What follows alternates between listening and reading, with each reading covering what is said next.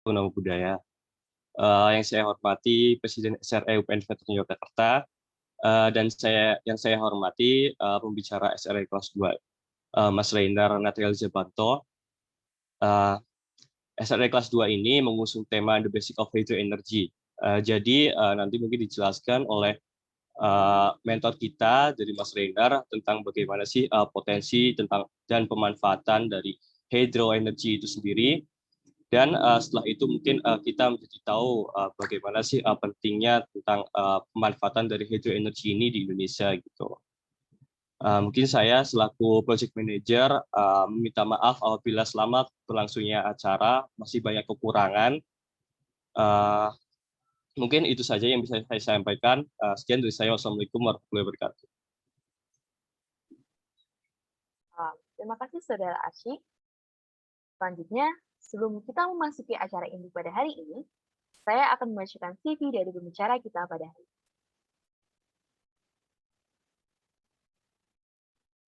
Reindar Nathaniel Jebanto adalah seorang ahli teknik elektro, alumnus Institut Teknologi Bandung, yang lulus pada tahun 2020.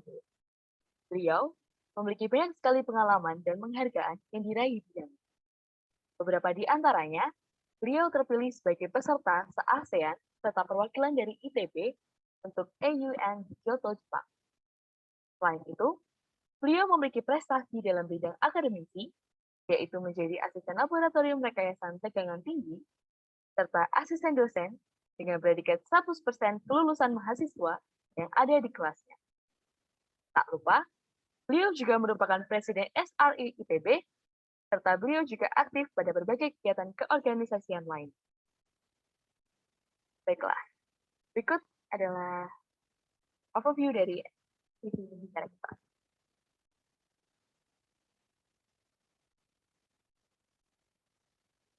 Untuk acara selanjutnya, langsung saja kita masuki sesi penyampaian materi. Selanjutnya saya serahkan kepada pembicara, kepada Mas Reindar Nathaniel Jebanto, dipersilahkan. Oke, suaranya terdengar kan ya? Ya, sudah masuk, Mas. Oke, terima kasih Mbak Beta Nindya, terima kasih Mas Gilang, Mas Arsy udah menyelenggarakan acaranya ya. Sekarang aku izin share screen. Aku boleh dikasih permission buat share screen dari host? Oh ya, udah bisa. Oke.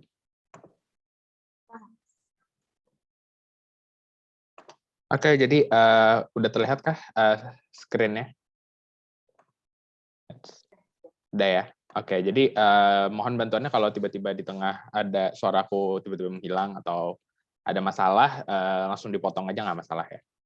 Jadi sebelumnya terima kasih lagi aku sampaikan ya kepada teman-teman yang hadir juga dan juga dari SRE UPN-VIA yang sudah menyelenggarakan acara hari ini. Jadi perkenalan lagi, nama aku Reindar Nathaniel Jebanto. Sekarang aku masih menjadi presiden di Society of Renewable Energy ITB. Jadi teman-teman kalau belum familiar dengan SRE, itu adalah sebuah organisasi yang full berisi mahasiswa dan generasi muda yang memang tujuannya adalah untuk meningkatkan partisipasi generasi muda di percepatan implementasi energi terbarukan.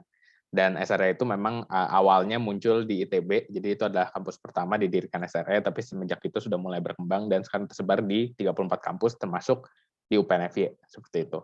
Nah, jadi aku adalah presiden di universitas yang ada di ITB, dan sekarang aku juga menjadi wakil ketua di Yayasan Indonesia Muda Berbagi Energi atau IMBE. Jadi Yayasan Indonesia Muda Berbagi Energi adalah kumpulan dari SRE untuk membuat yayasan. Kenapa? Agar kita punya landasan hukum dan juga untuk mempermudah kita untuk melakukan menyebar dampak lah di dunia nasional, di kancah nasional maupun internasional. Jadi kita membuat yayasan udah berbadan hukum juga, namanya Indonesia Muda Berbagi Energi. Ya seperti itu. Nah, jadi hari ini aku diminta sama panitia untuk membahas sedikit tentang hidroenergi ya. Dan sebenarnya hidroenergi ini adalah salah satu energi terbarukan yang paling lama, yang udah paling tua dan udah paling banyak diimplementasi baik di Indonesia maupun di dunia. Kalau kita bisa lihat ini ada outline-nya sedikit, ada empat yang akan dijelaskan ya dari kondisi energi hidro sekarang seperti apa. Sebenarnya energi hidro itu jenisnya seperti apa? Terus cara kerjanya seperti apa, dan yang terakhir adalah potensi ke depannya akan seperti apa. Jadi ini adalah 4 outline yang akan dipresentasikan hari ini. Nah, sekarang kita mulai dari overview secara dunia ya. Jadi apa sih energi hidro di pandangan internasional? Jadi energi hidro adalah salah satu sumber energi terbarukan yang paling diandalkan di dunia. Kalau kita bisa lihat di grafik ini yang paling kiri, ini adalah bauran energi primer dunia. Jadi maksudnya bauran energi adalah di seluruh dunia kita menghabiskan energi kan, kita mengonsumsi energi. Sebenarnya berapa banyak energi tersebut berasal dari mana saja sih, gitu. Dan kita bisa lihat bahwa yang paling besar adalah oil dan coal, yang cukup tidak mengejutkan ya, karena ini energi fosil masih umum digunakan sehingga memang persentasenya cukup besar, dan oil paling besar 31%, ya mungkin karena seperti kita tahu kalau kita mobil kan masih pakai bensin ya. Jadi oil memang masih banyak memegang peranan yang cukup besar di bauran energi primer dunia. Lalu ada coal yang buat listrik, mungkin banyak, PLTU di Indonesia juga banyak, ada natural gas dan lain-lain. Tapi kalau kita lihat di persebaran energi terbarukan ya, bisa kita lihat ada solar, biofuel, ada renewables, biomasa, hydropower, nuklir, dan wind. Yang paling besar, yang cukup besar itu porsinya adalah hydropower dan biomasa. Seperti itu. Jadi memang bisa dilihat bahwa hydropower adalah memegang 6% dari energi yang dikonsumsi seluruh dunia. Jadi 6% dihasilkan dari hydropower. Dan itu memang bisa dilihat bahwa sekarang pun trennya masih menambah ya. Kalau ini di tengah ada chart yang di tengah, year on year change. Jadi setiap tahunnya nambah berapa sih konsumsi energi primer. Kita bisa lihat yang sangat banyak itu ada gas, ada oil, tapi kalau bisa kita lihat hydropower juga masih bertambah konsumsinya setiap tahun. Bisa dilihat sekitar 86 terawatt hour energi masih dihasilkan hydropower. Sedangkan coal bisa kita lihat minus ya. Tiap tahunnya berkurang 260 terawatt hour. Jadi bisa kita lihat bahwa hydropower walaupun sekarang porsinya sudah cukup banyak, tapi mereka masih memegang peranan penting nih. Masih banyak kapasitas hydropower yang ditambahkan di dunia. Dan di paling kanan itu adalah negara-negara yang menghasilkan hydroelectric power terbanyak. Yang nomor 1 ada negara China, ada Brazil, ada Kanada. Yang memang 3 ini memang sangat masif ya mengembangkan energi terbarukan. China sangat gila-gilaan untuk mengembangkan renewable energy. Masang solar PV, masang wind farm, masang hydropower itu sangat luar biasa besar. Bikin waduk banyak untuk menjalankan PLTA itu sangat agresif China. Brazil seperti kita tahu ada sungai Amazon ya. Kalau misalnya kita bahas energi terbarukan, hydropower pasti nggak jauh-jauh dari sungai biasanya. Dan Brazil sangat banyak sekali sungai, makanya ada hutan Amazon dan ada sungainya juga yang sangat besar. Itu makanya mereka banyak adopsi hydropower. Kanada juga banyak perairan, banyak sungai-sungai, makanya mereka juga cukup banyak mengadopsi hydropower. Jadi ada 3 negara yang menghasilkan listrik paling banyak dari hydroelectric power. Dan ini adalah bukti, ketiga data ini adalah bukti bahwa energi hidro masih diandalkan di dunia internasional.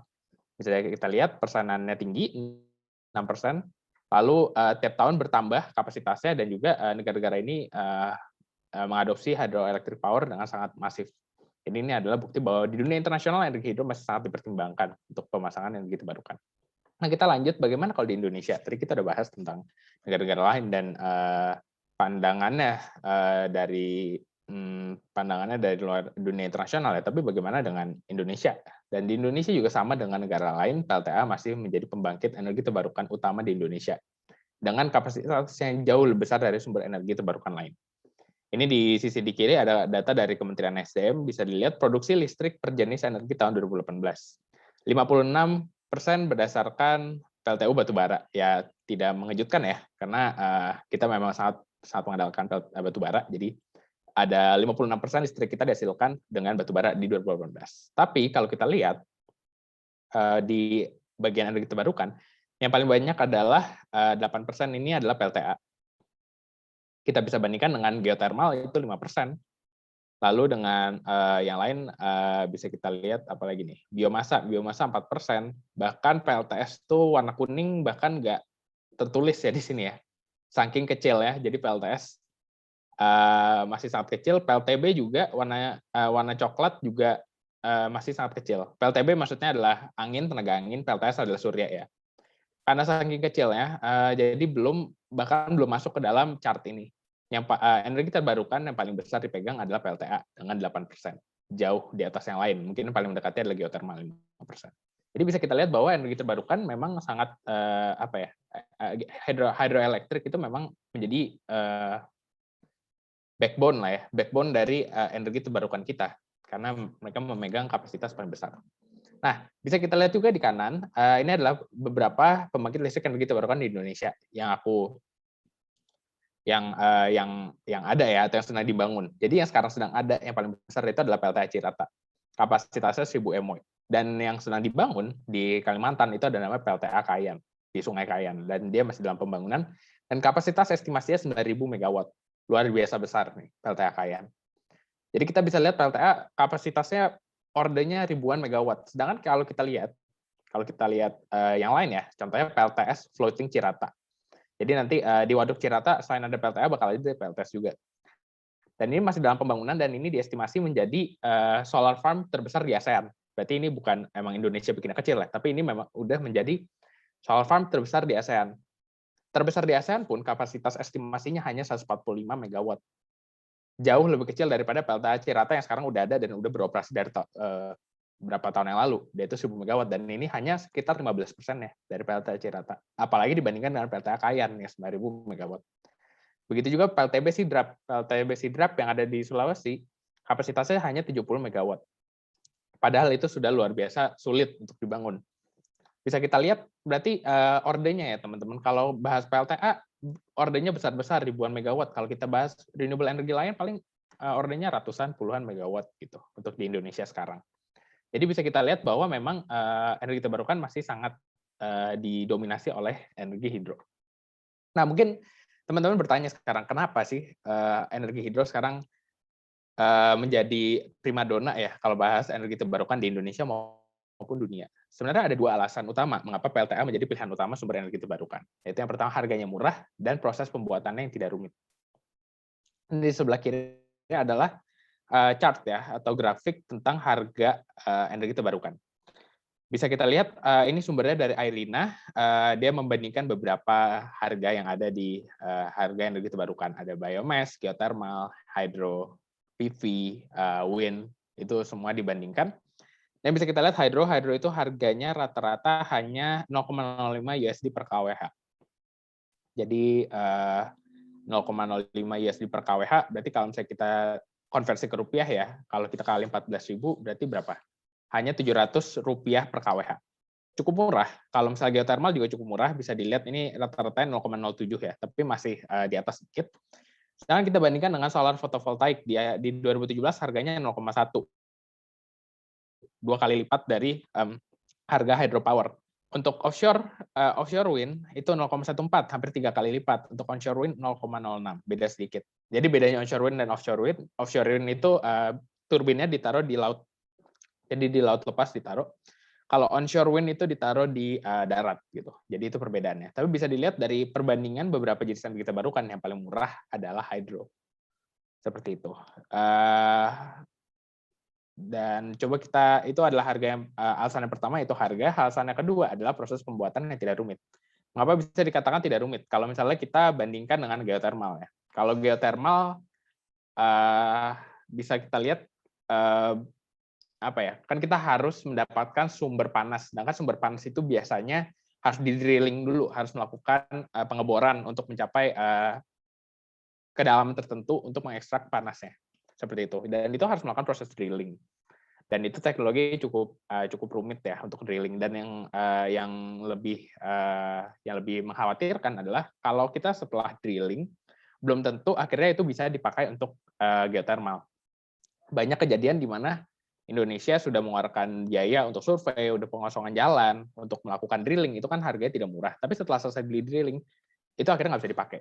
Karena berdasarkan perhitungan itu masuk secara teoritis atau simulasi itu memungkinkan, tapi setelah realitanya di drilling itu nggak memungkinkan. Jadi sebenarnya pembuatan, sedangkan kalau PLTA itu sangat mudah ya, karena kan kalau kita ngomongin sungai kan kita bisa lihat gitu sungai dari kita, ya misalnya kan sungai bisa kita lihat itu ada di permukaan. Indonesia banyak sungai, jadi itu nggak masalah. Jadi secara visibility tadi akan lebih mudah. Lalu sumber air tampak di permukaan. Seperti yang tadi saya udah jelaskan bahwa air itu bisa dilihat langsung gitu, nggak harus di drilling, nggak harus dicari-cari dulu, itu udah banyak gitu, bisa terlihat. Indonesia banyak daerah perairan, ya seperti kalian tahu banyak sungai-sungai besar, banyak laut juga. Teknologi sederhana, jadi PLTA sendiri sudah lahir dari bertahun-tahun yang lalu, puluhan tahun bahkan, dan ini adalah energi terbarukan yang paling tua ya. Yang paling banyak diadopsi itu adalah energi terbarukan dan teknologi yang paling sederhana. Dan variasi yang dapat diprediksi dengan relatif mudah. Variasi maksudnya adalah kan kalau kita bahas tentang energi hidro di sungai, biasanya kan kita ngomongin kecepatan arusnya kan. Seberapa cepat arus yang mengalir di sungai tersebut. Makin cepat arus tersebut mengalir, maka energi yang bisa dihasilkan lebih tinggi. Ya kan, karena kan cara kerjanya adalah kita muter turbin. Jadi kalau misalnya arusnya makin kencang, ya kita turbinnya makin diputarnya makin cepat dan menghasilkan banyak energi. Tapi kan namanya juga sungai, kita kan nggak bisa prediksi ya. Bisa aja tiba-tiba kekeringan, jadi nggak ada aliran. Bisa aja ada tiba-tiba ada hujan badai, jadi arusnya kencang sekali. Jadi sebenarnya tidak bisa tidak ada angka pasti setiap tahun, setiap hari pasti menghasilkan sekian megawatt atau bisa mengalir berapa meter per second, itu tidak ada angka pasti. Tapi variasi dari energi hidro masih jauh lebih mudah untuk diprediksi dibandingkan yang lain. Contohnya angin. Untuk memprediksi angin sangat susah ya, dan sangat mahal. Kecepatan angin di waktu tertentu itu sangatlah susah. Jadi itu akan lebih susah. Kalau solar relatif lebih mudah, tapi tetap saja energi hidro memiliki variasi dan mudah diprediksi sebenarnya. Jadi ini adalah dua alasan mengapa PLTA masih banyak dipakai sekarang dan masih menjadi andalan utama untuk mengembangkan energi terbarukan. Nah, sekarang kita masuk ke jenis-jenis hidro. Jadi kalau kita bahas hidro, mungkin kita nyambungnya cuma yang ada di sungai ya, yaitu yang di waduk dan lain-lain. Tapi sebenarnya tidak hanya itu. Ada dua jenis berdasarkan letaknya, yaitu terletak di laut dan di sungai. Kalau di laut ini masih sangat jarang karena masih dalam tahap pengembangan, maka sangat sedikit sebenarnya yang sudah mengaplikasikan ini dalam skala besar. Bahkan di Indonesia belum ada yang dipakai dalam skala besar ya. Mungkin kalau uji coba untuk penelitian itu udah ada, tapi kalau misalnya yang benar dipakai komersil itu belum ada. Dan ada 4 jenis yang ada kalau di laut. Itu ada wave energy, tidal energy, salinity gradient energy, dan OTEC. Nah, ini aku nggak akan jelaskan satu persatu karena akan terlalu lama ya, tapi mungkin di slide selanjutnya aku akan touch sedikit, brief tentang cara kerjanya. Dan yang kedua adalah sungai. Kalau sungai mungkin teman-teman udah lebih familiar ya. Jadi yang pertama adalah impoundment. Impoundment itu yang digunakan di waduk. Jadi ini fotonya ini adalah impoundment ya, karena ada waduk terus nanti dialirkan dari waduk. Yang kedua adalah diversion. Diversion itu jadi adalah pembuatan PLTA di sungai tapi nggak perlu buat waduk. Caranya gimana nanti bakal aku jelaskan. Tapi intinya dia akan membuat jalur baru biasanya. Jalur baru yang cabang dari sungai utama yang digunakan untuk menyalakan PLTA-nya. Nanti bakal aku jelaskan, tapi ini intinya nggak perlu buat waduk. Dan yang ketiga adalah pump storage. Pump storage itu lebih ke bagaimana kita bisa menyimpan PLTA, energi yang dihasilkan dari PLTA, tapi nggak pakai baterai. Jadi ada namanya pump storage. Ini nggak akan aku jelaskan semuanya juga, tapi bakal aku jelaskan sedikit nanti. Jadi itu adalah berdasarkan letaknya ya, ada di laut dan di sungai. Nah, tapi ada lagi klasifikasi berdasarkan ukurannya. Terdapat 3 jenis hidro, yaitu PLTA, PLTM, dan PLTMH. Nah, ini aku ambil sumbernya dari Peraturan Menteri PUPR 9 tahun 2016. Jadi mereka mengklasifikasikannya menjadi 3. Pembangkit listrik tenaga air itu adalah pembangkit listrik yang kapasitasnya di atas 10 MW. Jadi biasanya yang di waduk-waduk itu biasanya besar-besar, itu biasanya sebutannya PLTA. Tapi ada juga yang lebih kecil. Ada namanya mini hidro atau PLTM, itu kapasitasnya 1 MW sampai 10 MW. Dan yang paling kecil adalah pembangkit listrik tenaga mikrohidro atau PLTMH, itu di bawah 1 MW. Nah, kalau bisa dilihat di kiri ini adalah salah satu jenis dari PLTMH ya. Jadi kalau PLTMH emang karena saking kecilnya, dia biasanya sangat simpel dan bisa dipasang di mana saja. Ukurannya juga kecil. Bisa kita lihat ini kan paling turbinnya paling seukuran orang kan ya. Jadi emang nggak berat, nggak mahal, nggak susah, dan juga kecil ukurannya. Jadi lebih fleksibel dipakai di daerah-daerah, akan lebih fleksibel, nggak harus bikin waduk dulu, nggak harus pakai sungai yang besar. Ini bisa di mana aja. Seperti itu. Dan mungkin kalau teman-teman banyak udah pernah dengar tentang IBK atau Bu Tri Mumpuni, itu adalah salah satu tokoh ya di Indonesia yang memang banyak mengembangkan PLTMH. Jadi dia sudah menginstalasi PLTMH di ratusan desa di seluruh Indonesia. Itu yang mereka andalkan di IBK biasanya itu PLTMH seperti itu. Jadi ini adalah jenisnya berdasarkan ukuran. Nah ini kita masuk ke cara kerja teknis sedikit ya. Jadi pada cara kerja PLTA kalau di sungai ya. Jadi ini aku kan tadi kalian teman-teman ingat ada yang di sungai dan di laut. Jadi kalau di sungai biasa itu kita hanya memanfaatkan gaya gravitasi. Jadi emang sangat mudah. Di kiri ini adalah impoundment type yang harus bikin waduk dan yang kanan adalah run off river type atau ya run off river type yang nggak perlu bikin waduk. Jadi sistemnya gimana sih? Impoundment type itu adalah bikin waduk ya. Jadi ada dam ini waduk. Dan seperti yang teman-teman tahu kalau waduk itu pasti memisahkan sebuah sungai sehingga ada satu titik di mana dia lebih tinggi, permukaan airnya satu lebih rendah, seperti gambar ini. Jadi ini memisahkan antara permukaan air lebih tinggi dan lebih rendah. Nah, secara logika ya pasti sangat mudah dipahami ya bahwa dengan mengikuti hukum gravitasi sesuatu yang lebih tinggi akan mengalir ke sesuatu yang lebih rendah. Dan aliran air inilah yang akhirnya dimanfaatkan oleh impoundment type PLTA untuk bekerja. Jadi bisa kita lihat ini ada waduk, ini ada permukaan air, dua permukaan air, dan dia akan mengalir. Ada panahnya kan ini putih. Dan di aliran tersebut akan dipasang generator. Turbin. Turbin ini akan tersambung ke generator, dan generator ini akan masukkan listrik, dan akhirnya dia sampai ke keluarannya, atau permukaan air lebih rendah. Jadi ini impoundment type, ini yang banyak digunakan, makanya di Cirata, di PLTA Kayan yang tadi saya jelaskan itu menggunakan impoundment type. Ini adalah tipe pertama. Nah, tapi bagaimana kalau kita nggak mau bikin waduk? Bisa aja karena bikin waduk itu cukup banyak effort ya, biaya cukup mahal, lalu kadang-kadang harus memindahkan daerah-daerah pedesaan yang ada di sekitar waduk tersebut. Kadang-kadang harus dipindahkan, direlokasi. Jadi kadang-kadang ini cukup complicated, cukup rumit. Jadi ada yang sederhana lagi, namanya run off river type. Cara kerjanya gimana? Jadi kita nggak usah bikin waduk. Kalau ini adalah aliran air sungainya ya teman-teman. Ini adalah yang utama. Yang warna biru ini dan besar. Tapi kita nggak perlu bikin waduk. Kita bisa bikin semacam cabangnya. Jadi kita bisa bikin cabang di sini, bikin cabang sungai secara yang buatan manusia. Jadi kita bisa mengalirkan sepersekian air yang ada dari sungai utama menuju runoff ini. Dan akhirnya dia akan, ini bisa dilihat, ini intake itu adalah masukan airnya, lalu dia masuk ke dalam penampungan baknya, lalu dia akan diturunkan secara drastis nih. Kalau bisa dilihat ini ada perbedaan ketinggian menggunakan gravitasi juga akan menggerakkan turbin yang ada di bawah sini. Dan akhirnya setelah turun dia akan keluar kembali menuju sungai yang utama. Jadi seperti itu. Jadi semoga dapat dipahami ya perbedaannya. Kalau ini perlu waduk, kalau yang ini bikin cabang sendiri yang akhirnya dikonversi dua-duanya menggunakan turbin menjadi listrik. Jadi seperti itu. Nah, kita lanjut ke PLTA yang ada di laut. Kalau tadi kita udah bahas yang di sungai, sekarang kita bahas yang ada di laut. Gimana sih kalau di laut?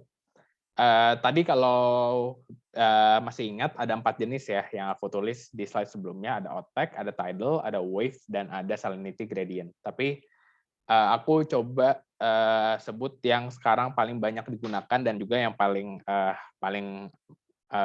menjanjikan ya. Jadi ada 2 sebenarnya yang paling menjanjikan dan yang paling baik digunakan. Itu ada otek, ocean thermal, dan yang di kanan ini ada tidal. Cara kerjanya gimana? Kalau yang tidal itu cukup gampang dijelaskan ya. Jadi kalau tidal, kalau teman-teman tahu di bawah laut kan masih ada arus ya. Jadi kalau misalnya teman-teman lihat ombak itu kan sebenarnya salah satu result dari arus laut. Ada pergerakan air di permukaan. Tapi sebenarnya di bawah laut pun juga masih ada pergerakan air, tapi mungkin nggak bisa kita lihat. Makanya mungkin teman-teman kalau lagi di pantai berenang gitu nyelam, kadang-kadang ada merasa ketarik ke daratan gitu. Karena itu sebenarnya masih ada arus lautnya. Dan arus laut inilah yang digunakan oleh tidal type PLTA. Gimana caranya ya kita pasang turbin aja. Jadi kayak teman-teman mungkin bisa membayangkannya semacam pembangkit listrik tenaga angin ya, tapi di dalam laut. Jadi anginnya kita ganti dengan arus laut di dalam, dan ini ada turbinnya. Jadi turbin tersebut akan diputar dan akan menghasilkan listrik, dan listrik tersebut akan dialirkan ke rumah-rumah atau ke saluran transmisi. Jadi itu adalah tidal type, cukup sederhana. Nah, yang mungkin yang sekarang agak lebih kompleks adalah OTEC. Jadi OTEC itu memanfaatkan perbedaan suhu yang ada di dalam laut. Jadi maksudnya seperti ini.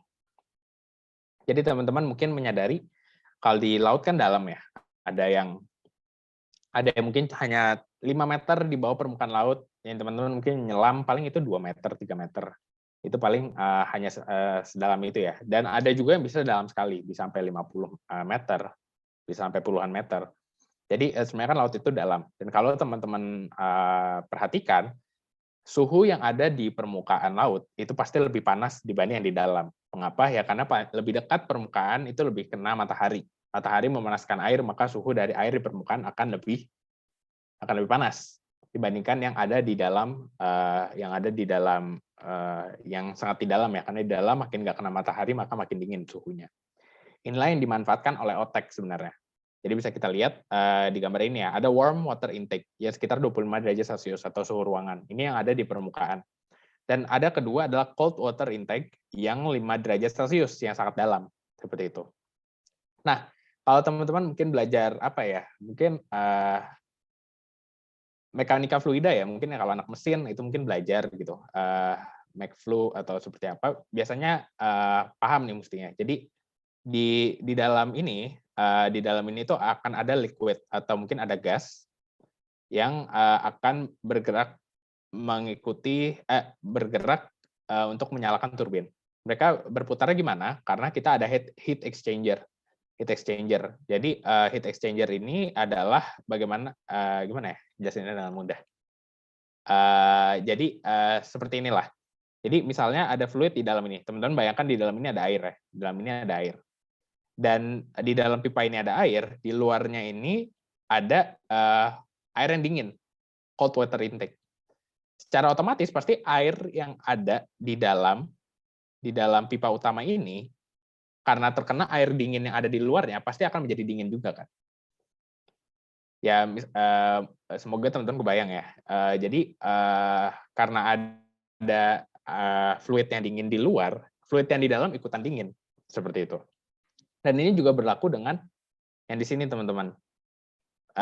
Jadi fluid yang di dalam itu temperaturnya normal, tapi karena ada warm water intake yang suhunya 25 derajat, maka fluid yang ada di dalam pipa utamanya akan panas, akan makin tinggi mengikuti suhu yang warm waternya ini sekitar 25 derajat.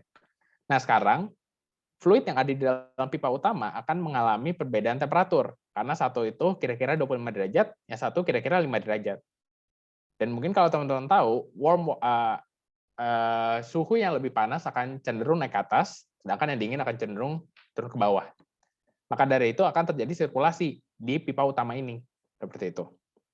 Jadi yang panas naik, yang dingin turun, dan akan mengalir terus-terusan, dan akhirnya menggerakkan turbinnya. Dan turbinnya akan tersambung ke generator dan menghasilkan listrik, seperti itu. Dan sisanya airnya dibuang aja ke laut lagi, balik lagi. Makanya ini adalah keluarannya mixed water return itu kira-kira 16 derajat Celcius dari si 25 derajat ini dan 4 derajat ini akhirnya bergabung dan keluar lagi, dan prosesnya berlanjut terus. Jadi seperti itu. Nah mungkin yang perlu diperhatikan bahwa working fluid vapor ini yang ada di dalam pipa utama itu bukan air teman-teman, tapi itu biasanya suatu fluida dengan tekanan tinggi di mana dia 25 derajat di mana dia jika dikenai suhu 25 derajat, dia akan cepat panasnya. Sedangkan kalau air kan mungkin kalau di suhu ruangan kan nggak berubah ya. Mungkin nggak berubah bentuk, atau mungkin suhunya nggak terlalu banyak. Tapi fluid di dalam ini bukan air. Jadi dia adalah fluid khusus dengan tekanan tertentu, yang jika dikenakan 25 derajat Celcius, dia akan panasnya dengan cepat. Dan juga kalau dikenakan 5 derajat Celcius, dia juga akan dinginnya dengan cepat. Jadi dia bisa bersirkulasi. Jadi seperti itu sih cara kerja OTEC. Nah, tapi yang diperhatikan lagi, balik lagi saya akan mengatakan bahwa ini itu masih sangat proses riset dan ini belum tersedia secara komersil. Ya seperti itu. Jadi teman-teman nggak bisa tiba-tiba nanti bikin sendiri gitu di depan rumah skala besar itu agak susah karena ini masih dalam tahap riset. Jadi itu adalah penjelasan teknis singkat terhadap PLTA yang ada di laut. Nah, jadi potensinya seperti apa sih ke depannya? Jadi ke depannya akan seperti apa nih PLTA kita? Jadi PLTA ini bisa menjadi potensi untuk strategi pemenuhan target 23% EBT di tahun 2025. Jadi teman-teman mungkin tahu tentang target ini, udah sering dengar ya. Jadi pemerintah menargetkan 23% dari energi primer kita adalah bersumber dari EBT di tahun 2025. Dan realisasinya sekarang ini 2020, aku dapat chart ini dari Kementerian SDM. Di 2020 kita baru 11%. 11% EBT di tahun 2020. Jadi untuk 2025 sekitar 5 tahun lagi kita harus masih mengejar 2 kali lipatnya. Gitu. Dan kalau teman-teman lihat itu ya potensi dan juga berapa yang udah dimanfaatkan. Ini yang aku kotak merah. Kotak merah yang atas itu adalah energi laut. Di Indonesia potensi energi laut itu 17,9 gigawatt dan masih 0% yang dimanfaatkan. Karena yang tadi aku udah bilang bahwa masih sangat tahap riset, jadi belum bisa dilakukan secara komersil seperti itu. Dan yang di bawah adalah potensi PLTA yang ada di sungai atau hidro. Di Indonesia potensinya 75 gigawatt. Dan sekarang yang kita manfaatkan baru 8,19%. Jadi bisa dilihat dengan harganya murah dan juga cukup mudah untuk dibentuk, dirasa energi hidro itu masih dapat membantu pemerintah untuk mencapai target 23% ini 5 tahun lagi, karena sekarang masih 11%. Dan pemerintah pun juga sekarang sedang mengecarkan ya. Jadi ya tadi aku udah sebut PLTA Kayan di Kalimantan Utara kapasitasnya 9.000 megawatt, terbesar se-Asia. Dan juga ada berita lain bahwa Indonesia menyimpan potensi sumber energi terbesar di dunia. Laut Indonesia ya. Jadi ini 17,9 gigawatt ini adalah potensi sumber energi terbesar di dunia. Yang ini mesti masuk akal karena Indonesia adalah negara yang banyak kepulauan, banyak lautan, sehingga potensi lautnya pasti besar. Dan itu kalau dimanfaatkan bisa membantu Indonesia untuk mencapai strategi 23% EBT di 2025. Dan pemerintah pun masih banyak mengencarkan strategi lain, banyak-banyak bikin PLTA, mendorong pembuatan PLTMH yang tadi aku bilang mikrohidro yang skala kecil itu sangat didorong untuk dibangun di desa-desa, memanfaatkan sungai sekecil apapun atau mungkin nggak harus sungai ya, mungkin kali gitu. Kali pun bisa dimanfaatkan pemasangan PLTMH tersebut. Jadi itu yang strategi pemerintah untuk mendorong penggunaan energi hidro di Indonesia. Nah, jadi kayaknya segitu dulu aja dari aku. Semoga dapat dipahami. Terima kasih atas sudah mendengarkan dan jika ada pertanyaan, feel free untuk langsung ditanyakan dan aku akan coba jawab sebisa mungkin. Aku mungkin kembalikan ke moderator. Oke. Baik, terima kasih Mas Faidal atas penjelasannya. Materinya udah lengkap banget, keren banget. Oke. Selanjutnya kita memasuki sesi tanya jawab. Bagi peserta yang ingin tanya, dapat mengaktifkan mikrofon atau dapat mengirimkan pertanyaannya melalui kawalan Zoom yang nanti akan disampaikan. Bagi teman-teman partisipan, silahkan langsung saja jika ada.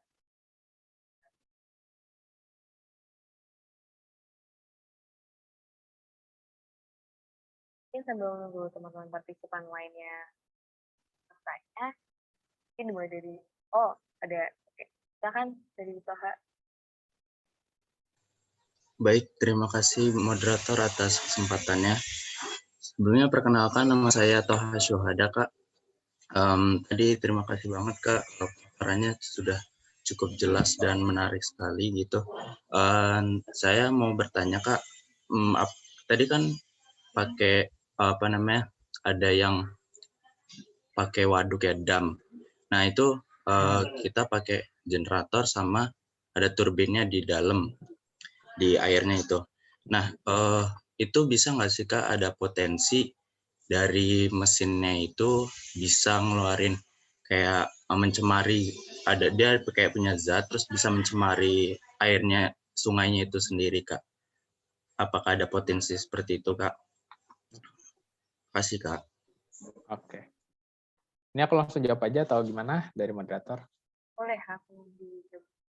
Oke. Sebelumnya aku mau nanya dulu dong ke Toha ya. Toha, kamu jurusan apa? Saya jurusan teknik kimia, Kak. Teknik kimia. Oke. Ya, aku penasaran aja sih. Jadi, gini, teman-teman, dan mungkin untuk Toha ya. Jadi sebenarnya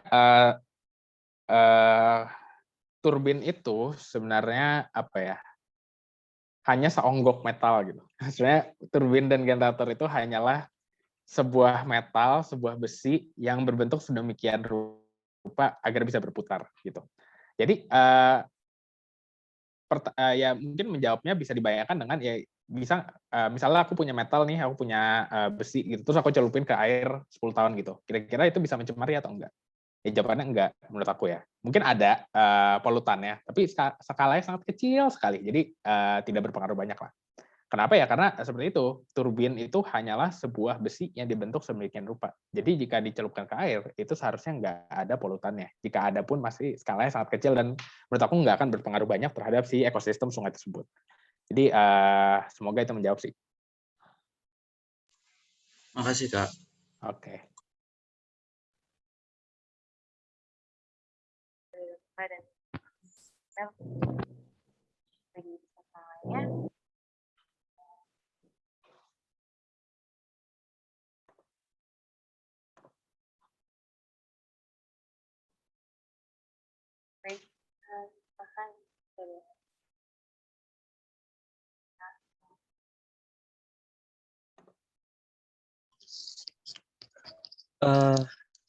Apakah suara saya terdengar? Jelas. Oke, sebelumnya terima kasih Kak udah tadi penjelasannya sangat luar biasa tentang hydroenergy, tentang materi hydroenergy-nya. Jadi mungkin ada yang beberapa yang mau saya tanyakan, terutama terkait ini apa namanya? Tadi kan udah dijelaskan kan kalau misalkan potensi di Indonesia sendiri tentang energi dari hidro ini mungkin cukup besar ya. Bahkan tadi dijelasin kalau misal potensinya itu terbesar di dunia gitu. Nah, sebenarnya apa aja sih kalau semisal kita mau bangun, mau memanfaatin dari si hydro energy ini, tantangannya apa aja sih sehingga bisa kayak apa memperhambat dari pembangunan atau pemanfaatan si hydro energy ini sendiri gitu sih Kak. Terima kasih. Oke deh. Jadi kalau kita bahas hydroenergi ya, balik lagi kita bagi dua, yang di laut dan di sungai. Tadi di laut aku udah bilang berkali-kali bahwa tantangannya adalah ini masih tahap riset, jadi memang berfungsi, tapi maksudnya untuk masalah komersil, harganya itu masih sangat mahal, jadi belum bisa berkompetisi dengan sumber energi lain. Jadi kalau laut kayaknya nggak akan terlalu kita bahas dulu ya, karena memang masih sangat jauh sih menurut aku, masih beberapa tahun ke depan lah baru kita bisa komersilkan. Nah sekarang kita shift ke yang jenis kedua, yaitu adalah yang sungai. Sungai itu tantangannya apa sih sebenarnya? Tantangan sungai yang utama sebenarnya adalah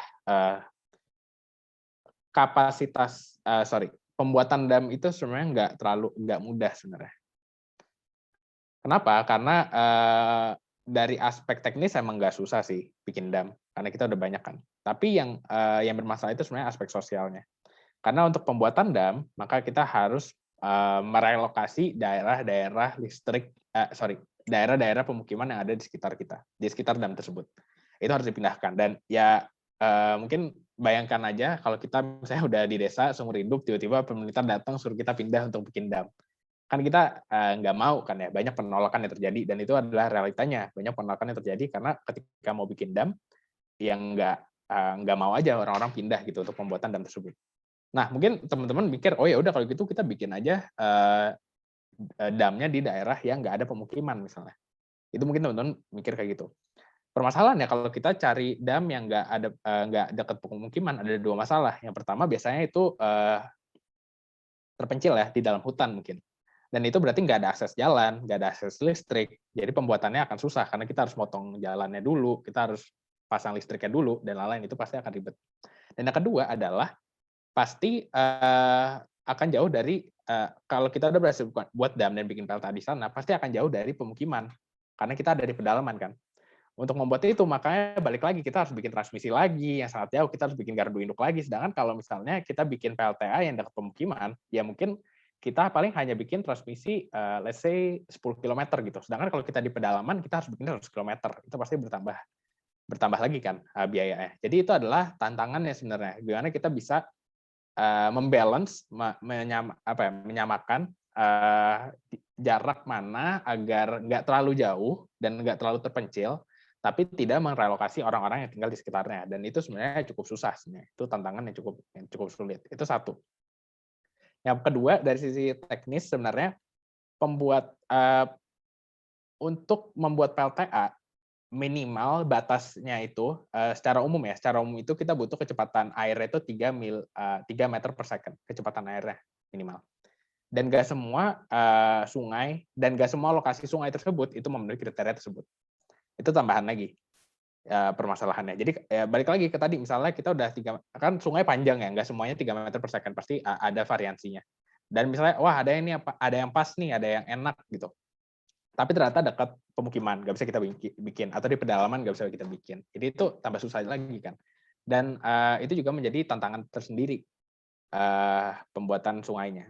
Dan mungkin oke, jadi misalnya teman-teman, oke kalau gitu kita harus bikin dam kan ribet. Ya udah, kenapa nggak pakai runoff aja? Tadi kan ada solusi runoff kan, kita harus bikin dam.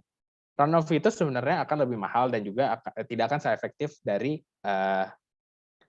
pembuatan dam. Karena pertama airnya akan lebih sedikit. Karena tadi kalau kita lihat, dia kan bikin cabang baru ya. Berarti airnya itu nggak akan sebanyak di aliran utamanya. Dan yang kedua, kita harus bikin ini spillway-nya ini, yang sebenarnya harganya juga cukup mahal. Dan ini juga kita harus ini harus lagi-lagi ngosongin lahan, bikin konstruksi lagi, itu akan lebih susah. Jadi sebenarnya ini nggak akan se-efektif dan nggak akan se-efisien kalau kita langsung bikin impoundment type. Gitu. Jadi banyak sekali faktor masalahnya ya sebenarnya. Tapi yang paling utama sebenarnya itu ya masalah sosial dan juga secara lingkungan sebenarnya berpengaruh. Karena misal ikan yang biasanya transmigrasi gitu ya, kan ada beberapa ikan yang berenang ikutin arus gitu. Terus sekarang ada damnya nih, udah nggak bisa berenang lagi. Terus gimana ikannya? Itu kan jadi kendala tersendiri juga. Jadi itu adalah kendala-kendala yang umum ditemukan di Indonesia. Nah sekarang solusinya gimana sih solusinya? Solusinya yang paling jelas adalah yang pertama kita perbanyak sebenarnya PLTMH. Ini PLTMH itu yang kecil-kecil ya mungkin gambarnya segede gini gitu. Karena PLTMH ini istilahnya gampang dibuat, harganya murah, walaupun energinya nggak begitu besar. Tapi kan karena kita gampang dibuat, kayak ya udahlah gitu, namanya juga murah. Ya kalau misalnya cuma bisa kerja 5 tahun ya lumayan gitu. Jadi sebenarnya ini adalah solusi mudah dan murah, dan juga ini nggak harus seribet yang tadi. Misalnya tadi kan syaratnya harus bikin dam, mindahin orang dan lain-lain. Ini kan karena kecil, kita nggak usah ngelakuin apa-apa. Ya udah kita ketemu sungai kecil atau kali yang kayaknya lumayan nih, langsung dipasang aja. Sebenarnya ini adalah salah satu solusinya yang paling mudah ya, pemasangan PLTMH. Makanya banyak organisasi atau mungkin kalau teman-teman contohnya tadi yang aku sebut IBK atau mungkin organisasi lain, NGO lain atau ya NGO lain yang bikin di bidang energi terbarukan, mereka bikinnya PLTMH karena murah dan gampang dibikinnya. Jadi ini sih salah satu strateginya gimana untuk meningkatkan energi hidro di Indonesia. Jadi seperti itu. Baik, terima kasih Kak atas penjelasannya. Oke.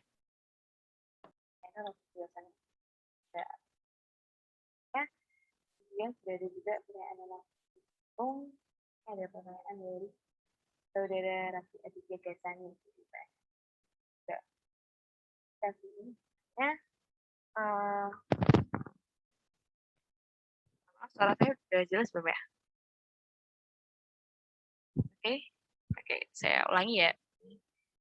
Tadi udah ada pertanyaan yang masuk di chatroom, yaitu dari saudara Raffi Aditya. Ini menanyakan tentang dalam klasifikasi tadi jenis energi hidro tadi mengapa dipisahkan gitu dari hydroenergy dan ocean energy. Padahal prinsip yang digunakan itu relatif sama, yaitu menggunakan energi kinetik dan juga dari gelombang atau arus air yang memutar turbin. Ini dapat banyak sekali. Yang mungkin bisa monggo untuk Mas Rainer. Oke. Jadi kenapa dibedakan ya? Ya karena kalau ocean energy tadi yang aku udah jelaskan, dia itu tidak hanya memanfaatkan energi kinetik. Kayak contohnya OTEC kan nggak memanfaatkan energi kinetik kan. Jadi dia memang memanfaatkan perbedaan suhu sebenarnya. Jadi ocean energy dibedakan karena dia tidak hanya terfokus pada energi kinetiknya. Sedangkan kalau energi hidro yang ada di sungai, dia biasanya nggak jauh-jauh dari energi kinetik. Jadi itu kenapa dibedakan. Itu alasan pertama. Alasan kedua adalah karena PLTA yang ada di laut itu masih, tadi yang aku udah bilang, masih tahap riset dan development.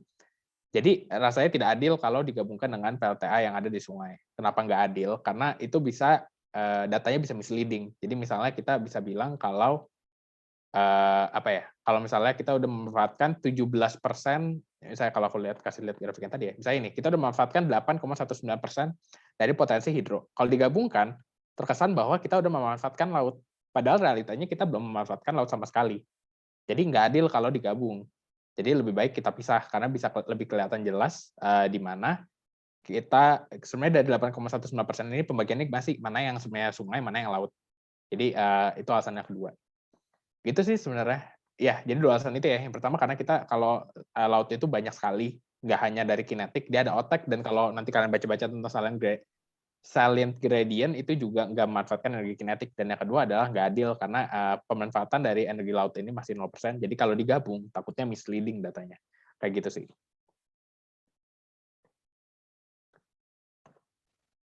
Terima kasih Mas Rainer atas penjelasannya. Jadi apakah sudah cukup penjelasannya?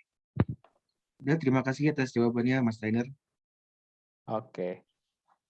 Jadi, terus kemudian tadi ada teman kita yang raise hand untuk Mbak Rahayu, mungkin bisa silakan untuk menanyakan. Oke, terima kasih buat Beta waktu dan kesempatannya. Selamat pagi Mas, perkenalkan saya Rahayu. Sebelumnya minta maaf karena nggak bisa on cam. Aku pengen nanya nih Mas, kan tadi kan udah dibilang ya kalau potensi PLTA itu ada di sungai sama di laut. Apakah di sungai sama laut itu punya kriteria khusus buat nih tempat ini nih berpotensi sebagai PLTA, misal di sungai? Apakah yang arusnya kencang, arusnya tenang, apakah yang dekat dengan permukiman, apakah yang minim akan sampah. Nah, untuk di laut apakah mesti di palung kah, ataukah dekat dengan terumbu, ataukah lain sebagainya, Mas? Seperti itu. Terima kasih. Oke, perihal kriteria ya. Oke, berarti aku coba bagi lagi ya, karena kriterianya berbeda di laut dan sungai. Kalau di sungai, tadi aku udah sempat sebut dikit, minimal setiap tahun arus di sungai tersebut harus 3 meter per second kecepatannya. Jadi nggak bisa tuh kita misalnya sungai, oke misalnya di bulan Januari dia cepat banget nih bisa 10 meter per second. Tapi bulan Aprilnya dia cuma 2 meter per second, itu nggak bisa. Jadi setinggi apapun kita harus lihat titik minimalnya dari sungai tersebut rata-rata berapa sih kecepatannya, dan biasanya yang diambil itu biar tetap untung itu biasanya 3 meter per second. Itu adalah rule of thumb lah ya, aturan umumnya. Seperti itu kriteria pertama. Yang kedua, sebisa mungkin itu emang dekat ke pemukiman. Karena tadi aku udah bilang sebut juga, makin dekat pemukiman, kita bikin transmisinya lebih sedikit, fasilitasnya lebih banyak, seperti jalan, listrik, dan lain-lain. Jadi itu akan lebih gampang bagi pembuat si konstruk. Lebih mudah untuk konstruksinya untuk membuat PLTA tersebut. Seperti itu yang kedua. Dan yang ketiga adalah demand-nya. Berapa listrik sebenarnya yang diinginkan, yang dibutuhkan di sekitar daerah tersebut. Contoh ya,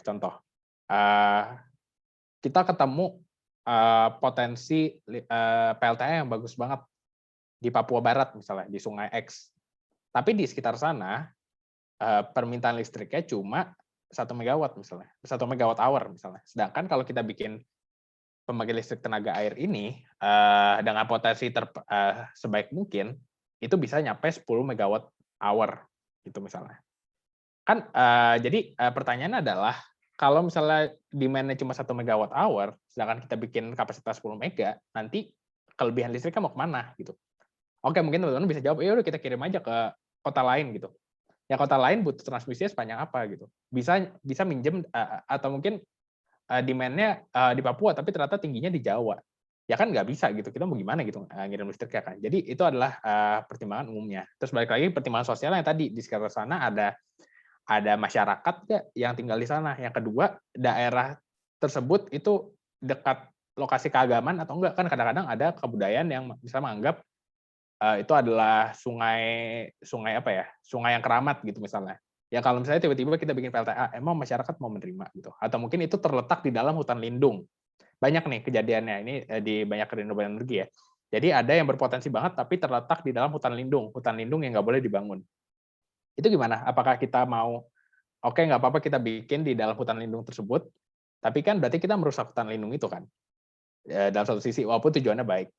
Tapi apa kita nggak bangun? Kalau nggak bangun kan sayang, potensinya bagus. Jadi itu juga menjadi dilema kan.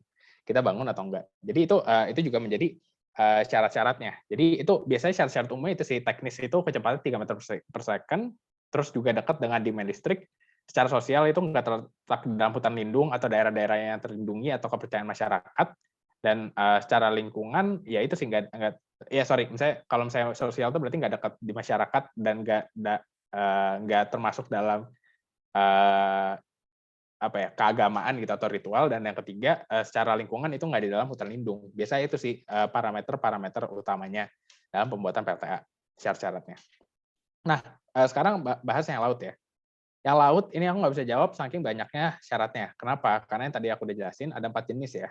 4 jenis laut, ada wave, ada tidal, ada salinity, dan ada otek. Setiap jenis itu punya syaratnya masing-masing. Seperti itu. Jadi ini akan sangat berbeda satu sama lain. Tapi secara umum pasti sama lah, nggak akan beda jauh. Yang pertama pasti ada kecepatan minimumnya, yang kedua itu pasti dekat dengan demand, dan yang ketiga itu nggak membahayakan lingkungan di sekitarnya. Itu pasti syarat wajib. Gitu sih. Tapi mungkin ada tambah-tambahan, mungkin ada ya setiap pembangkit. Tapi pasti itu syarat wajibnya akan seperti itu.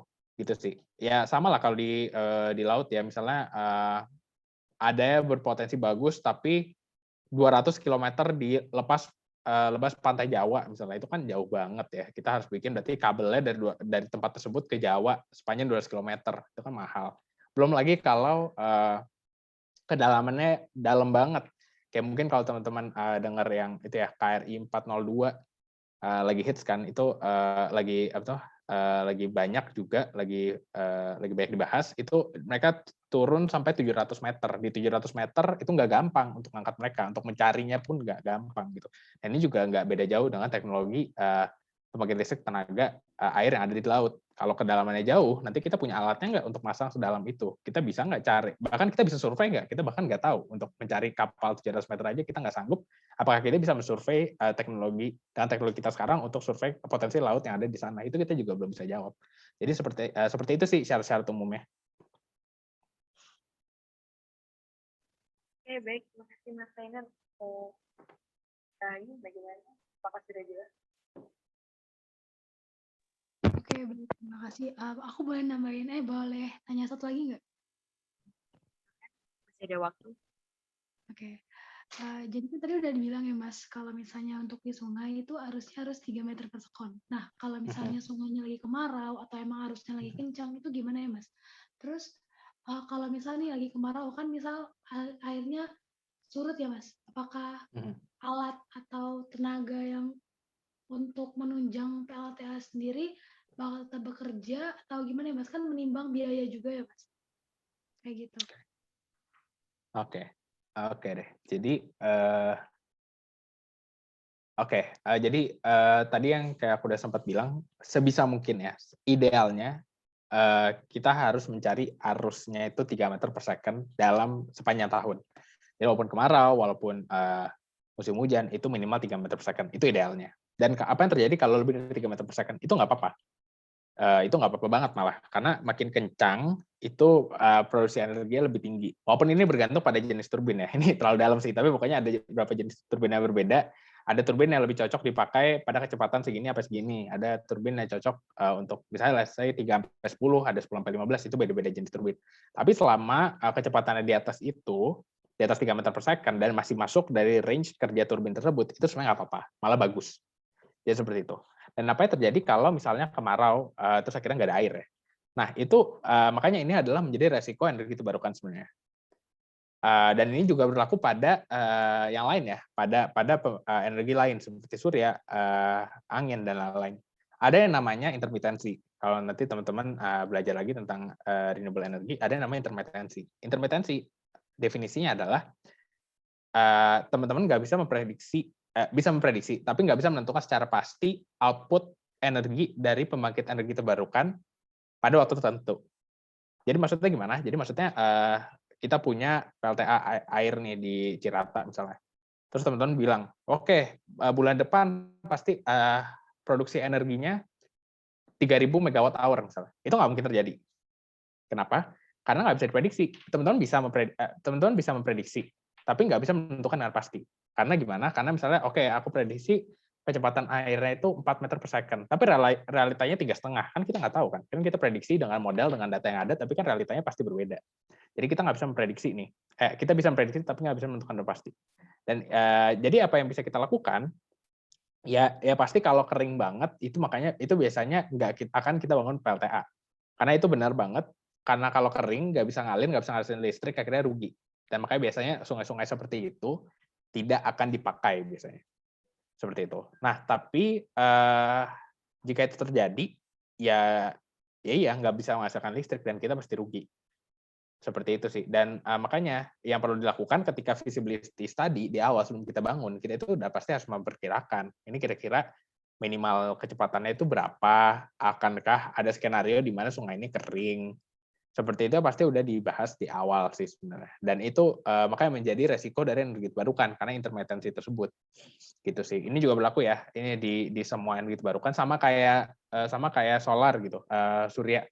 Kita bisa prediksi ya besok mungkin hujan gitu. Tapi kan kita nggak tahu dari jam berapa sampai jam berapanya. Atau mungkin berawannya seberapa berawan sih? Apakah cuma berawan dikit doang atau berawan banget sampai nggak bisa menghasilkan energi? Itu adalah semua bagian dari intermittency yang harus diprediksi sebelumnya.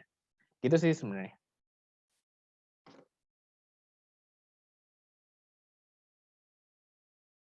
Oke, terima kasih Mas Rainer. Bagaimana nih Mbak Rahayu? Oke, baik. Terima kasih banyak, Mas. Oke, baik.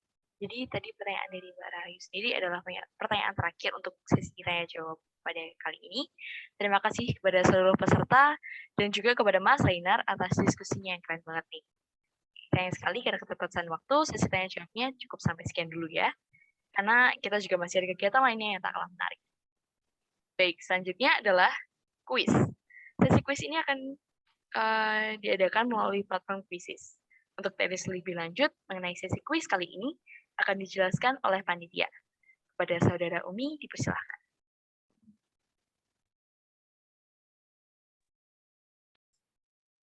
Selamat pagi semua. Perkenalkan, saya Umi Kalsum. Di sini saya akan memandu kuis pada acara hari ini. Untuk teman-teman semua bisa mengakses link yang telah dikirimkan melalui chatroom. Akan ditunggu selama 3 menit untuk teman-teman semua bisa bergabung melalui link yang telah dikirimkan.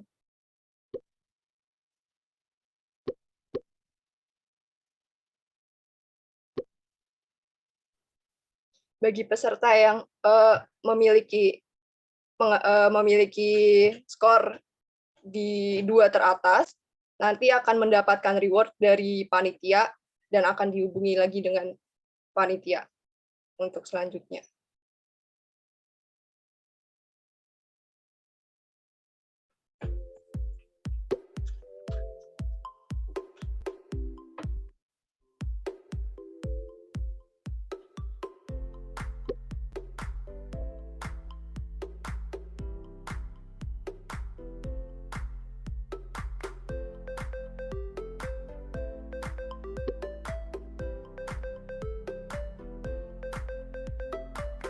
Baik, masih tersisa waktu selama 2 menit.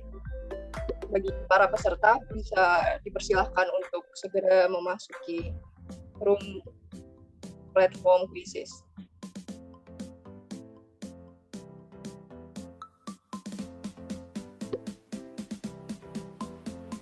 Baru 25 yang join. 27.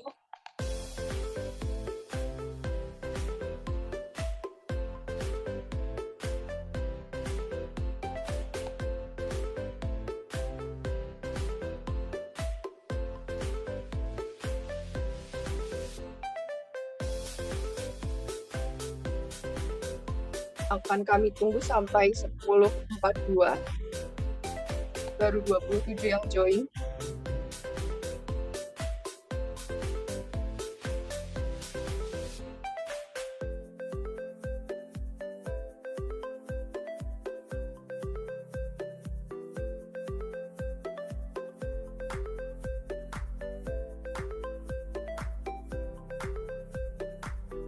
Persilahkan kepada para peserta untuk dapat mengakses link yang telah dikirim melalui chatroom untuk dapat mengikuti kuis.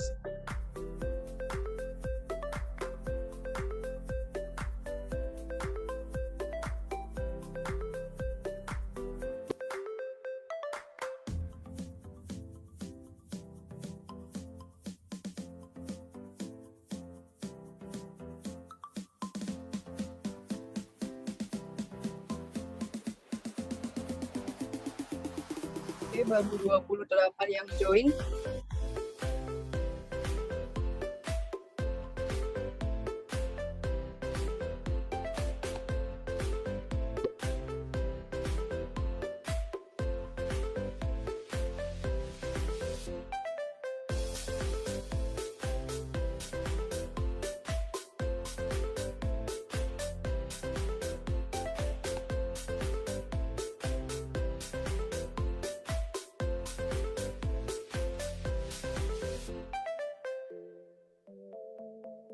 Mungkin akan ditambah 1 menit lagi untuk teman-teman bisa dipersilahkan join.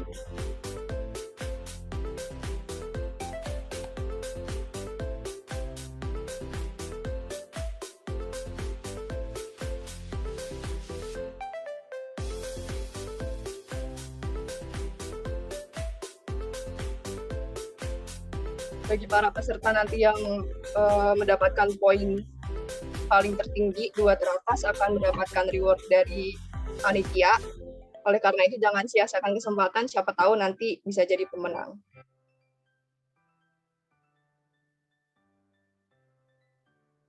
Oke, udah 31 yang join. Mungkin kuis bisa segera dimulai. Oke, semuanya bisa standby di platform masing-masing, di HP atau laptop masing-masing. Oke, 1, 2, 3, mulai. Untuk masing-masing soal diberikan waktu selama 10 detik.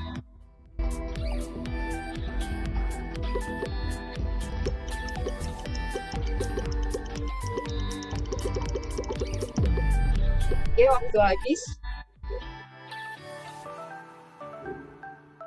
Oke, berikut merupakan leaderboard-nya. Posisi pertama dan kedua. Oke, pertanyaan selanjutnya.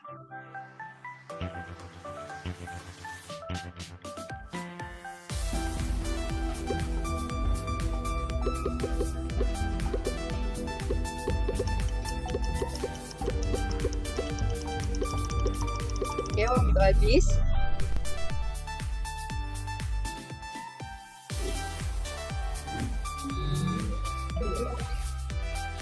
Oke, berikut posisi sementara poin tertinggi untuk pertanyaan selanjutnya.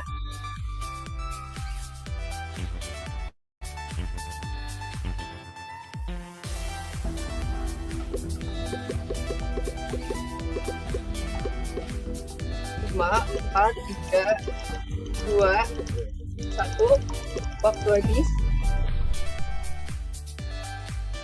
Oke.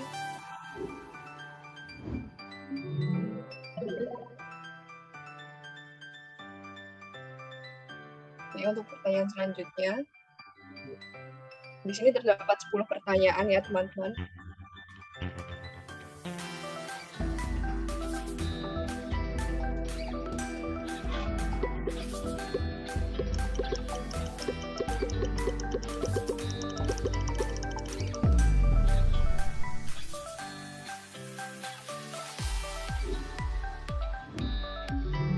Oke.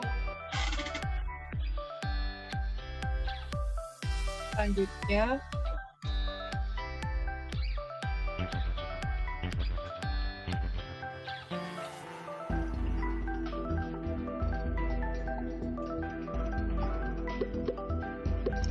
empat, 3, 2, 1, waktu habis.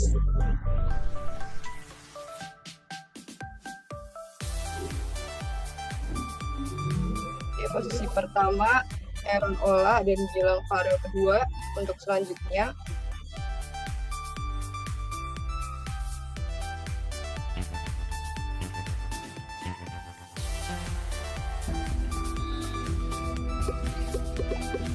persoal skor tertinggi, jawaban yang benar dan tercepat ya.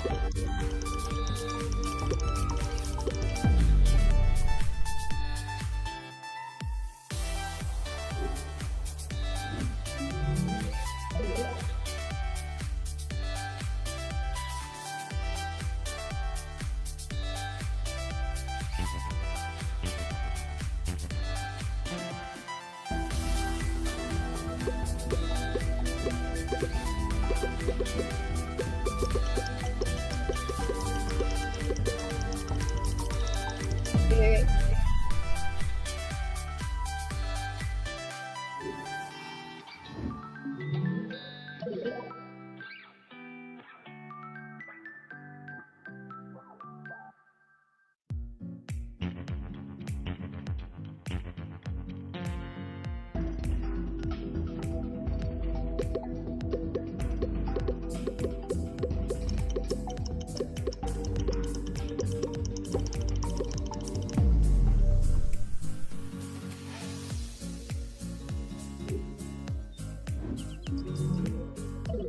Oke, posisi kedua tergeserkan oleh Yoga. Untuk pertanyaan selanjutnya,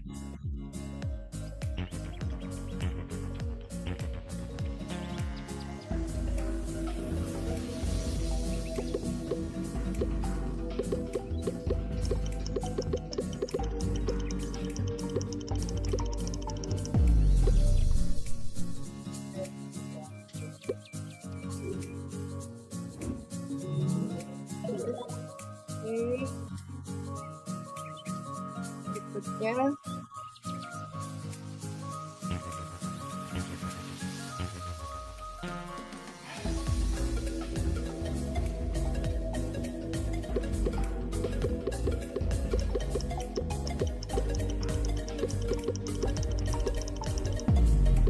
oke, waktu habis.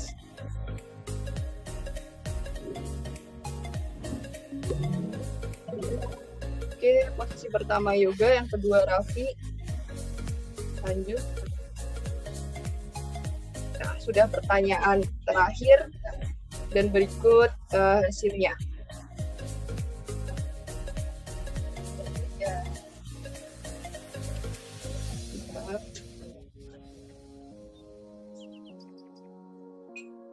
Oke, selamat kepada Yoga untuk juara 1 dan kedua Raffi. Bagi para pemenang bisa dihubungi nanti oleh panitia untuk selanjutnya. Sekali lagi selamat dan terima kasih atas partisipasinya. Untuk selanjutnya saya serahkan kembali kepada moderator. Terima kasih. Baik, terima kasih saudara-saudara. Dan juga terima kasih kepada seluruh peserta atas partisipasinya. Selamat kepada para pemenang, dan untuk pengambilan hadiahnya akan segera dihubungi lebih lanjut oleh panitia. Oke, kalau gitu kita lanjutkan ke acara selanjutnya, yaitu Forum Group Discussion, di mana dalam FGD kali ini akan dibagi menjadi 5 room.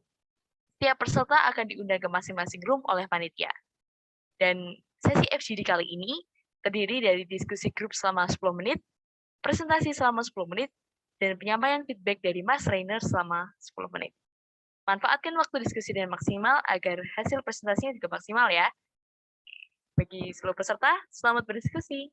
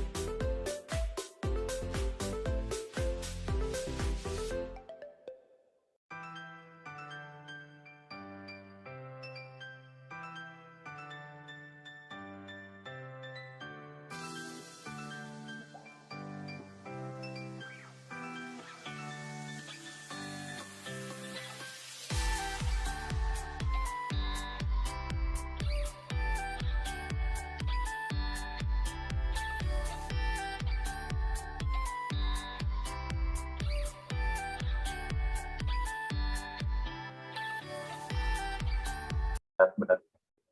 Mas Rena, kapan-kapan ntar main ke Bandung ah. Hari Boleh juga deh main ke nanti. Jogja. Ya udah nanti deh. Kalau ke Jogja sekaligus ngunjungin yang lain, UGM, Ya, UNV. Sip. Oke, lanjut yuk.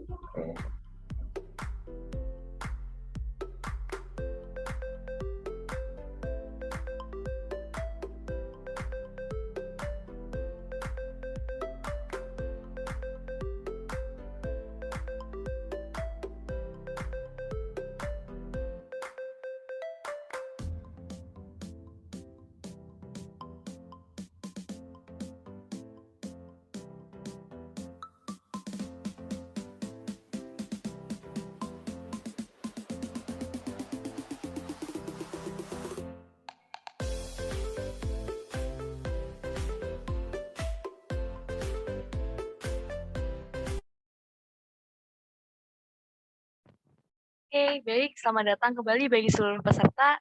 Sebelum kita melanjutkan sesi FGD, yaitu sesi presentasi, saya mau absen dulu nih bagi teman-teman peserta dari kelompok 1 sampai 5. Apakah sudah bergabung semua ke main room ini?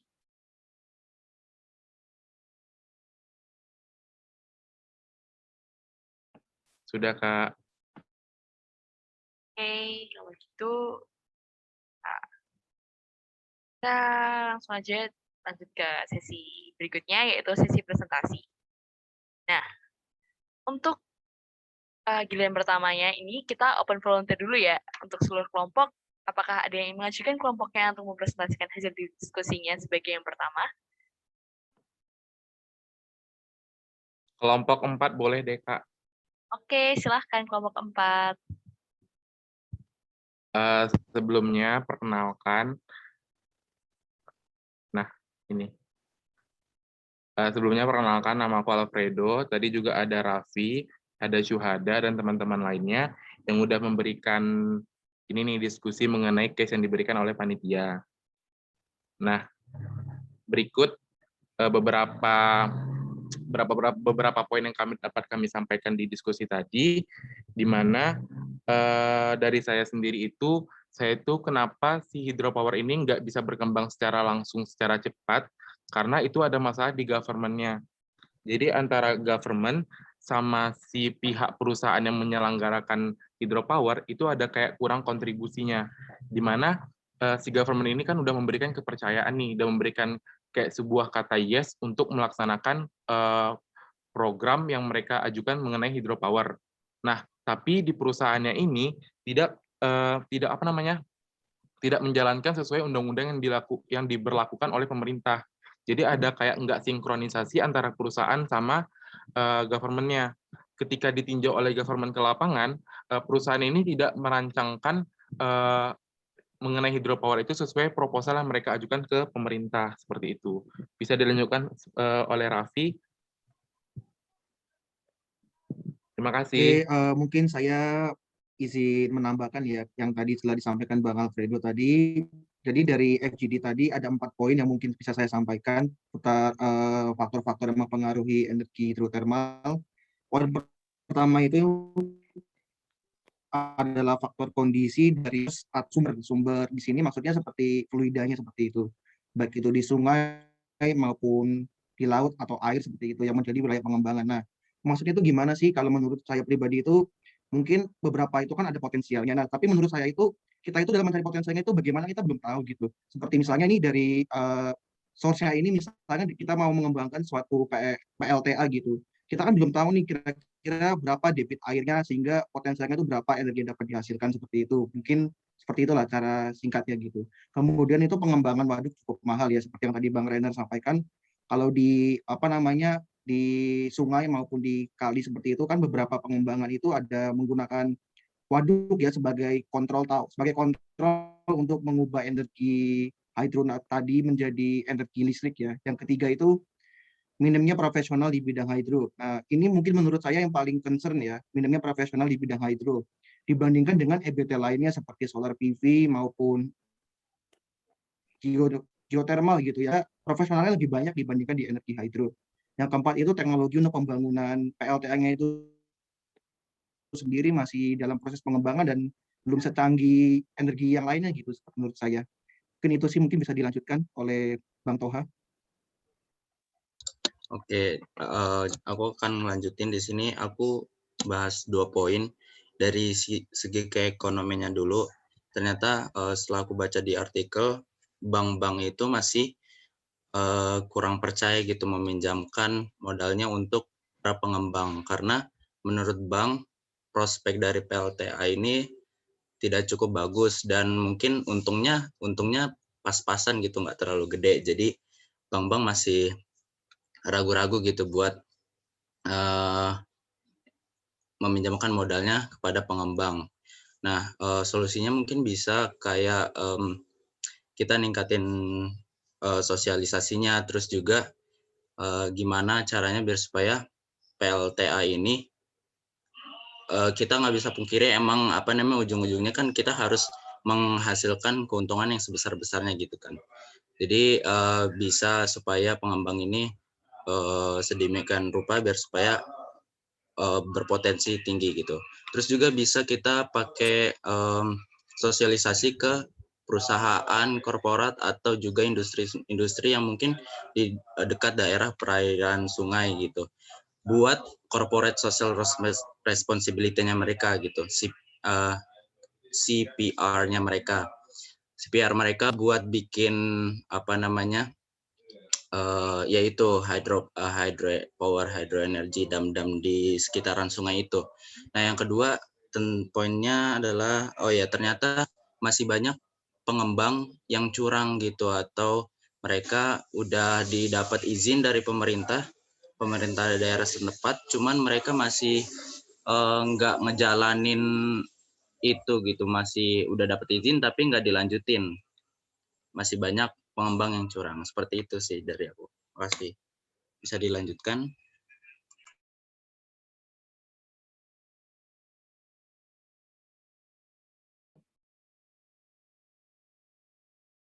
Bisa dilanjutkan oleh Saudara Nur Hayati.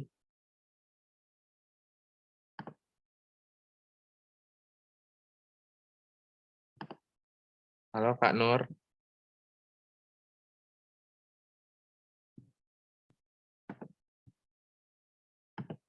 Kalau enggak, saya jelasin sedikit ya mengenai pendapat Kak Nur tadi waktu di FGD. Dia itu menyatakan bahwa kan tadi nih udah ada perusahaan nih yang dapat izin nih.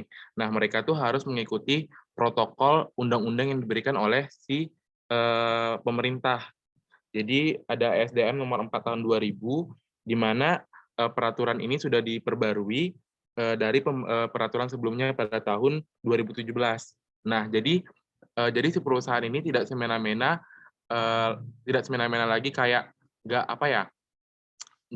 nggak harus kayak udah dikasih izin akhirnya nggak ngelakuin. Nah, dengan adanya peraturan itu kayak si perusahaan ini bisa terikat, jadi nggak bisa semena-mena terhadap perizinan yang sudah diberikan oleh pemerintah seperti itu.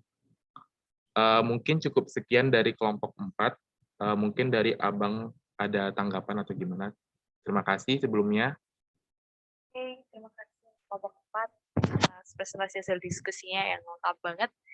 Untuk tanggapan dari Mas Raidernya nanti digabung di akhir ya bersama kelompok lainnya juga. Terima kasih untuk kelompok 4. Selanjutnya dari kelompok lainnya, apakah ada yang ingin mengajukan diri?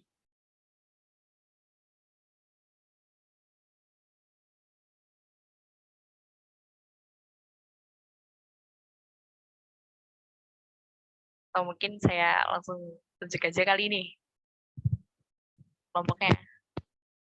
Dari kelompok 3, apakah siap untuk mempresentasikan? Ya, siap. Oke, silahkan. Oke, sebelumnya perkenalin, nama saya Angel, saya perwakilan dari kelompok 3. Mohon maaf saya nggak bisa on cam. Di sini saya sama teman-teman kelompok saya, tadi ada Mbak Umi, Mbak Vinka, sama Eza. Mungkin di sini kami jelasinnya singkat aja. Jadi tadi ada faktor yang mempengaruhi lambannya pengembangan dan pemanfaatan hydropower di Indonesia. Itu kami buat dalam 4 poin. Yang pertama, tantangannya itu karena teknisi-teknisi atau tenaga kerja di Indonesia itu masih kurang memadai untuk pengembangan EBT itu sendiri. Terus yang kedua, teknologi yang berkaitan dengan EBT di Indonesia itu belum mumpuni. Yang ketiga, permasalahan mengenai regulasi dan pembebasan lahan yang masih sulit seperti yang dijelasin tadi. Kalau pembangunan hydropower ini banyak di daerah-daerah konservasi atau hutan lindung. Yang keempat, pembiayaannya tinggi. Maksudnya di sini karena di Indonesia sendiri itu juga banyak juga pembangunan untuk sektor yang lain. Jadi ya mungkin memakan biaya yang cukup tinggi. Dan strategi yang dilakukan untuk mempercepat hal tersebut, yang pertama kita bisa melakukan kerjasama bilateral mungkin dengan negara-negara yang teknologinya lebih maju dan udah sukses ngembangin EBT itu sendiri seperti China, Norway, dan Brazil. Terus yang kedua, memaksimalkan seluruh potensi energi terbarukan yang ada. Yang ketiga, mempermudah perizinan pembangunan energi terbarukan yang berkaitan dengan regulasi yang tadi. Yang keempat, memberikan bantuan investasi untuk pembangunan EBT. Dan yang kelima, mendukung industri energi terbarukan dengan mensosialisasikan serta memberikan pendidikan kepada masyarakat mengenai penerapan dari EBT itu sendiri. Mungkin sekian dari kelompok kami. Terima kasih. Baik, terima kasih banyak dari kelompok 3 atas pemaparan hasil diskusinya. Oke, kalau begitu, karena keterbatasan waktu presentasi juga, kita langsung melanjutkan saja ke sesi berikutnya, yaitu adalah sesi pemberian feedback dari Mas Rainer. Oke, kepada Mas Rainer, dipersilakan. Oke, jadi terima kasih Beta kesempatannya ya. Aku tadi udah mendengarkan. Kasihan tuh ada yang mau presentasi tapi nggak dikasih. Tapi intinya aku udah senang sih, karena dari jawaban teman-teman di sini sudah mulai menyadari bahwa kendala dari apa tuh dari pengembangan EBT apapun sebenarnya, nggak cuma hidro, itu nggak hanya tergantung pada sisi teknis dan ekonomi. Kayak cuma iya mahal soalnya atau apa, tapi juga banyak faktor ya, dari regulasi, dari regulasi dan sosial. Teman-teman udah mulai menyadari hal tersebut, dan itu juga menjadi masalah bersama yang bisa di-tackle nih, masalah bersama yang bisa diselesaikan. Dan aku tadi sempat ngebaca ya dari kelompok yang pertama presentasi itu ada yang membahas tentang Permen ESDM nomor 4 tahun 2020, dan itu menurut aku poin yang menarik ya. Poin yang menarik kenapa? Karena ini adalah salah satu gebrakan pemerintah menurut aku. Pemerintah udah mulai lebih fleksibel terhadap pengembangan EBT di Indonesia. Mengapa? Karena lewat permen tersebut. Jadi gini teman-teman, kalau bikin pembangkit listrik zaman dulu ya, ini kita bicara mungkin 10 tahun yang lalu, itu semua yang bikin pembangkit itu PLN. Gitu. Jadi pihak swasta tuh nggak bisa bikin pembangkit listrik. Nah, tapi akhir-akhir ini muncul udah mulai lebih fleksibel dengan adanya namanya IPP, Independent Power Producer, atau pokoknya pembangkit listrik yang dibikin dengan swasta gitu. Dan yang seperti kita tahu, pembangkit listrik swasta duitnya lebih banyak. Mereka bisa bikin renewable energy karena duitnya lebih banyak lah, lebih fleksibel. Tapi ya namanya juga swasta, pasti mereka pengen cari untung kan. Ya seperti itu. Nah, kendala di mana? Kenapa dulu renewable energy itu banyak yang bilang kan kayak bank itu nggak mau investasi dan lain-lain. Kenapa itu sih kejadian? Karena zaman dulu sebelum permen ini dikeluarkan, sistem dari pembangkit listrik swasta itu merugikan swasta. Kenapa? Karena ada yang namanya skema BOOT, Build, Own, Operate, Transfer. Jadi itu gimana maksudnya? Jadi mereka akan bikin swasta ini akan bikin pembangkitnya, mereka akan menjalankan pembangkitnya sampai pembangkit tersebut untung. Nanti di setelah misalnya biasa harga bikinnya 1 triliun. Nanti kalau misalnya mereka udah untung 1,5 triliun, nanti pembangkit tersebut wajib dikembalikan ke pemerintah, ditransfer ke pemerintah kepemilikannya. Dan ini rugi karena misalnya potensinya misalnya dari 1 triliun itu potensi untungnya 3 triliun. Tapi karena udah ada kesepakatan cuma sampai 1,5 triliun, nanti 1,5 triliun itu akan diberikan ke pemerintah. Dan itu nanti akan merugikan si pihak swasta ini. Kan dia bikin, dia yang ngeribet kenapa harus ditransfer ke pemerintah gitu. Dan permen ini merubah karena nanti cuma jadi BOO, Build, Own, Operate. Jadi mereka sampai masa waktunya habis sampai akhir itu akan mereka yang punya. Jadi ini akan mengundang swasta untuk investasi di pembangkit listrik renewable energy. Jadi itu adalah poin bagus ya. Tadi Bang highlight tentang Permen ESDM 9 tahun 2020. Jadi secara umum itu sih yang aku pengen kasih masukan, bahwa itulah mungkin kalau teman-teman bilang kayak Bang nggak mau transfer atau bank bank nggak mau transfer, rugi secara investasi, nggak ada yang mau invest, ya itu masalahnya di sana. Tapi dengan permen ini akan dirubah. Ini menunjukkan juga pemerintah berarti udah lebih fleksibel dan juga udah mulai menyesuaikan dengan kondisi market yang ada, dan harapannya dengan permen ini kita bisa melihat pembangkit renewable akan semakin banyak dibangun dalam tahun-tahun yang mendatang. Itu aja sih. Makasih. Terima kasih banyak Mas Renar atas feedback-nya dan juga kepada seluruh peserta yang sudah aktif berpartisipasi dalam FGD kali ini. Nah, berhubung kita telah mencapai puncak acara pada hari ini, dari pagi hari tadi hingga siang ini kita juga semua telah belajar dan juga saling berdiskusi bersama. Jadi dari sesi penyampaian materi, tanya jawab, hingga sesi FGD kali ini, kita dapat merangkum beberapa pokok inti topik pada hari ini, yaitu di mana energi hidro sendiri adalah salah satu sumber energi terbarukan yang paling diandalkan di seluruh dunia. Dan di Indonesia sendiri juga merupakan energi terbarukan yang cukup diandalkan juga, di mana harganya pun lebih fleksibel, ekonomis, dan kompetitif dibanding sumber energi lainnya. Walaupun masih banyak juga tantangan yang harus diperhatikan seperti dalam aspek sosial, dan juga tadi dibahas juga tentang regulasi pemerintah, dan juga riset, dan dibutuhkan untuk riset yang lebih lanjut, dan hal sebagainya juga. Oke, kemudian langsung saja kita lanjutkan ke acara berikutnya, yaitu pemberian e-certificate kepada pembicara oleh Project Manager SRE Class 2 Hydro Energy. Kepada Saudara Arsy, dipersilakan. Ya, mungkin saya mengucapkan terima kasih sebanyak-banyaknya kepada Mas Renar yang udah menyempatkan waktunya buat berdiskusi, sharing ilmu tentang hydro energy. Mungkin bisa bertemu di lain waktu lagi di suasana yang sama tentang diskusi tentang topik yang berbeda. Itu sih, Mas. Ya, terima kasih juga dari tim SRE UPN ya sudah mengundang saya. Semoga Ya, ilmunya berguna. Amin, amin, amin. Mungkin dari kami mohon maaf apabila masih banyak kekurangan selama berlangsungnya acara. Gitu, Mas.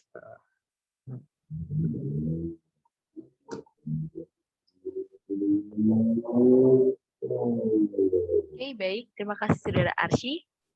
Sebelum kita menutup acara pada hari ini, saya akan menyampaikan sebuah informasi menarik bagi seluruh peserta, bahwa nanti akan ada grand prize menarik bagi 2 orang peserta terpilih yang mengikuti seluruh rangkaian SRE Class dari SRE Class pertama hingga yang ke-6 nanti.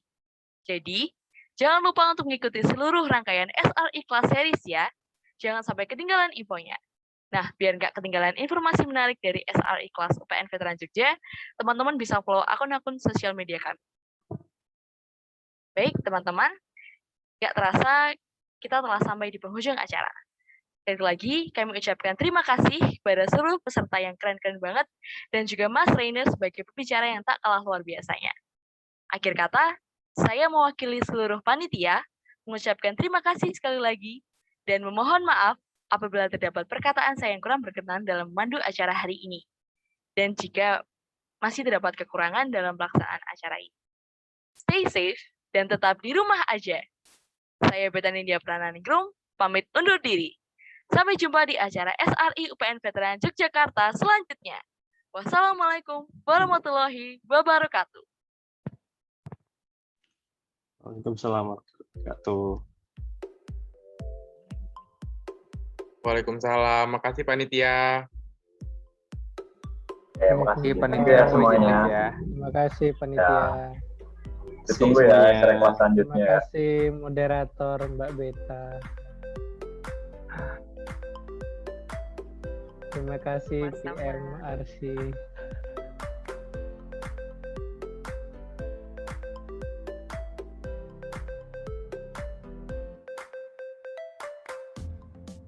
Untuk internal jangan dulu ini ya, jangan dulu out ya.